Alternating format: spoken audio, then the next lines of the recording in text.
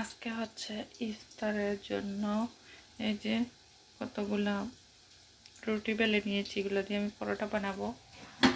আর এই যে একটু জাউ বানিয়ে নিয়েছি।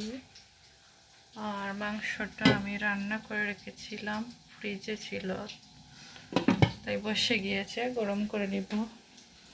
এখানে এই ট্রের মধ্যে অনেকগুলা, আমরা আসলে প্যাকেটের পরোটাগুলা খেতে মানে এতটাও পছন্দ করি না, বাসায় ফ্রেশগুলো বানিয়ে খেতে পছন্দ করি। আর এখানে কিছু পেঁয়াজও ভেজে নিচ্ছি, এগুলো থেকে থেকে যাবে, হয়তো 2টা কি 3টা খাওয়া হবে। তো এরকম অবস্থা আমার বাসার, এগুলো আসলে খেতে চায় না কেউ, এগুলো না ইফতারি খেতে যাচ্ছে না, এরকম অবস্থা। আর একটু শরবতটা বানিয়ে নেব, তারপরে একটু শসা একটু ফ্রুটস কেটে নেব, তাতে হয়ে যাবে।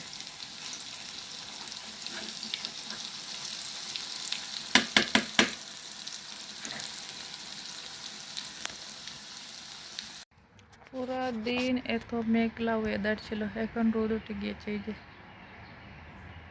অনেক সুন্দর হয়ে গিয়েছে ওয়েদার। আর মেঘের কোনো আভাস নেই, এদিক থেকে রোদ উঠছে, কষ্ট করছে।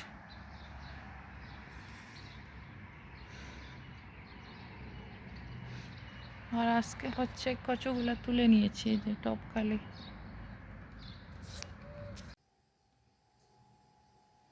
এই তো আমার পরোটাগুলো বানানো হয়ে গেছে, এই যে আমি অনেক সুন্দর করে সাজিয়ে রেখেছি।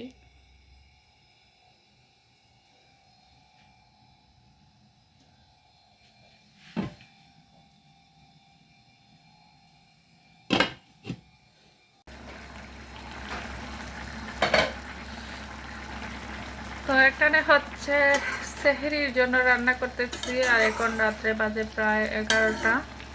তো এখন রান্না করলে আর গরম করতে হবে না, আর অল্প করে একটু সবজি রান্না করে নিচ্ছি। আর ওটাকে সিদ্ধ হয়েছে, নামাজ পড়তে যাব, তাই রান্নাটা কমপ্লিট করে নিচ্ছি। আর হচ্ছে এই যে টক রান্না করেছি, আর ফ্রিজে হচ্ছে চিকেন আছে, তো ওগুলোতে হয়ে যাবে।